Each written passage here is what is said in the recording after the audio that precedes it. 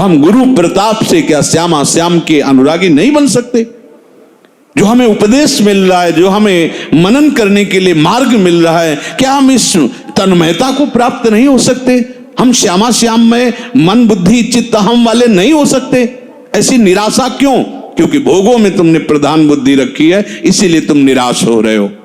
तीसरा, मेरे द्वारा मन वचन कर्म से जो भी चेष्टाएं हो रही केवल श्यामा श्याम के अनुराग के लिए हैं। चौथा, कोई भी विघ्न कितना भी बड़ा आवे, हमें किसी का सहयोग नहीं लेना। अगर हम किसी भी विघ्न से प्रभावित होकर किसी अन्य का आश्रय ले लिया तो ऊपर की 3 बातें जो धारण की थी फेल हो जाएगी। ये चौथी बात, बड़े से बड़े विघ्न में अपने इष्ट देव के सिवाय किसी और का भरोसा नहीं आना चाहिए। यहां हम लोग घबरा जाते हैं। अच्छा, ऐसी घटना हो गई, भाई देखो किसी अधिकारी का फोन नंबर तो होना ही चाहिए, मर गए। जीवन भर जिस अधिकार के लिए आपने वैराग्य लिया उस अधिकारी को नहीं जान पाए तुम, अभी कोई और अधिकारी चाहिए। अरे वो कान पकड़ के किसी को खड़ा कर देगा जब जहां जैसी आवश्यकता होगी, क्योंकि सब रूप उसी के है। आप केवल देखो, इस बात पे अटल रहना बहुत आवश्यक है। किसी भी भक्त के जीवन में देख लो, जितनी कठिनाइयां आई हैं उसने कभी अन्य का भरोसा नहीं किया, अन्य सहयोग नहीं लिया। भाई किसी और के पास जाके हम हाथ जोड़ के कहें हमें सताया जा रहा है, आप हमारा सहयोग की, वो भक्त नहीं, वो संसारी है।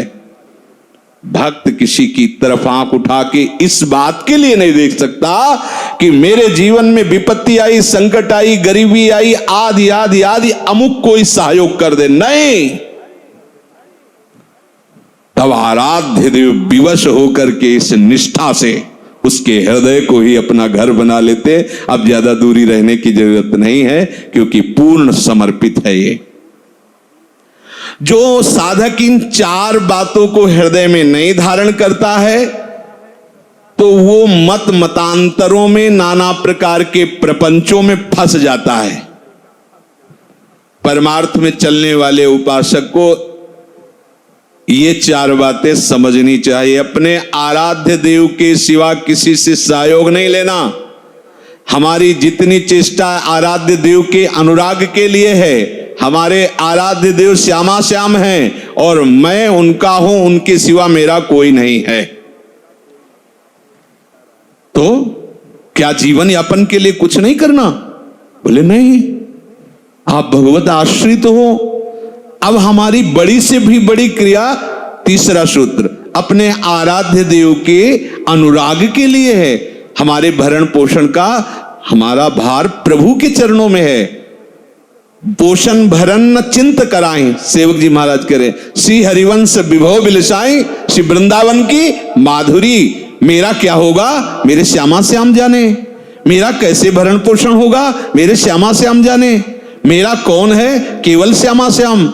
मैं किसका हूं? केवल श्यामा श्याम का। जिनका केवल भोग और ऐश्वर्य में चित्त रमण करता है, ये मिल जाए, ये मिल जाए, ऐसा मिल जाए, वो भोग लूं, वो भोग लूं। उनको इतना ही पता है कि केवल भोग में ही सुख है। भोग त्याग मतलब आग में जलना, ऐसा बैठ गया है बुद्धि में। भोग कैसे जी सकता हूं इसके बिना? कैसी कमजोरी बुद्धि ने धारण कर लिया। जो आप्त काम है, जिसे कभी कुछ नहीं चाहिए, वो स्वीकृति के कारण कितना बंध गया कि वो सोचता मैं इसके बिना जी नहीं सकता। मरने की तैयारी है लेकिन भोग का संकल्प नहीं त्याग सकता। गजब की बात है, गजब की। मृत्यु नजदीक दिखाई दे रही और भोग का जाल वो बैठे बैठे बिन रहा है।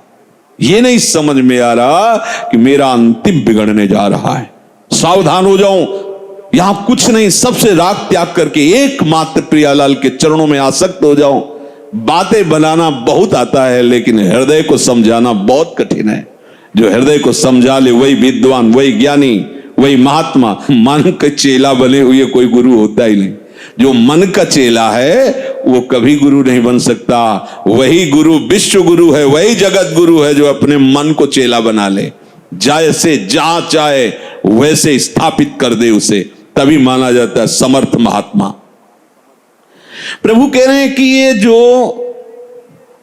भोगों में, ऐश्वर्य में, दिखाऊ शास्त्र की वाणी में अपने चित्त को समर्पित कर दिए हैं, अर्थात उनका चित्त खींच गया है, वो इतने आसक्त हो जाते हैं कि उनके हृदय में इतना बल ही नहीं रहता कि वो निश्चय कर सके कि मैं भगवत प्राप्ति कर सकूंगा। नहीं कर सकते, भगवत प्राप्ति का संकल्प भी नहीं कर सकते हैं। बोले उनकी बुद्धि अपहृत हो गई, उनका चित्त अपहृत हो गया है। असली ध्येय हर शरीरधारी का विश्राम स्थान प्रभु के चरणारविंद है। ये व्यवसायत्मिका बुद्धि उन लोगों में होती ही नहीं। व्यवसायत्मिक मतलब एक निश्चय वाली। भोग जो भोग चुके हैं वो तृष्णा, भोग जो भोगे जा सकते हैं वो कामना, भोगों को जो सुन करके भोगने की इच्छा, इसी संस्कार में बुद्धि मलिन होकर भटकती रहती है। देख लो, अगर कोई विद्या आ गई, कोई कला आ गई, कोई गुण आ गया, मैं विद्वान हूं, मैं कलाकार हूं, मैं जानकार हूं, इस अभिमान जन्य सुख का वो भोग करता रहता है। परम दयालु कृपालु प्रभु ने इस मनुष्य शरीर में ही एक ऐसी विलक्षण शक्ति दी है जिसका नाम है विवेक, जिससे वो सुख दुख आदि द्वंद्वों से ऊपर उठ जाता है, अपना उद्धार कर लेता है। सतरति सतरति सा लोकांतारयति, सबकी सेवा करके वो प्रभु को वश में कर लेता है। इस विवेक के द्वारा मनुष्य शरीर की सार्थकता सिद्ध कर देता है। वो जो विवेकवान होता है, जो विवेक शक्ति का अनादर करते हैं, केवल भोगों में लगे हुए हैं, संग्रह में लगे हुए हैं, उनमें और पशु पक्षी में बिल्कुल भेद नहीं है। मतलब एक शब्द में कह सकते हैं कि वो पशु हैं जो भजन न करके, भगवद आश्रय न लेकर केवल भोग और ऐश्वर्य में ही लगे हुए हैं। ऐश्वर्य का संग्रह, भोगों का भोगना। पशु पक्षी तो भोग योनि हैं, उनके सामने कोई कर्तव्य का प्रश्न ही नहीं उठता। मनुष्य जन्म तो केवल अपने कर्तव्य का पालन करने के लिए मिला है, और हमारा एक ही कर्तव्य है कि हम अपना उद्धार कर लें, ये जन्म आखिरी हो और हम प्रिया प्रीतम के समीप पहुंच जाएं, दूसरों को सुख पहुंचाओ अनुकूल परिस्थिति में। और जब प्रतिकूल परिस्थिति आई तो शोक मग्न मत हो, समिट जाओ और हृदय में अपने आराध्य देव की तन्मयता को प्राप्त हो जाओ। बाहरी प्रतिकूल प्रहार तुम्हारा कुछ नहीं बिगाड़ पाएगा। भोग और संग्रह की रुचि को रखते हुए कभी कोई भगवत प्राप्ति नहीं कर सका है। प्रभु की प्राप्ति की तो बात दूर रही, उसमें प्राप्ति का निश्चय नहीं हो सकता है जो केवल भोग और ऐश्वर्य में लगा हुआ है। भोगों की जब तक रुचि है, भोग संग्रह की जब तक वृत्ति है, मान बड़ाई आराम अच्छा लगता है, तब तक कोई ये निश्चय ही नहीं कर सकता कि मुझे भगवत प्राप्ति करनी है, क्योंकि उसका अंतःकरण भोगों के द्वारा हरण कर लिया गया है। अब उसमें वो शक्ति जो निश्चय करने की थी वो भोग और ऐश्वर्य में बह गई है। अर्जित करो शीघ्रातिशीघ्र नाम बल के द्वारा वो पुनः शक्ति हृदय में धारण करो कि अब हमें भोग ऐश्वर्य में नहीं जाना।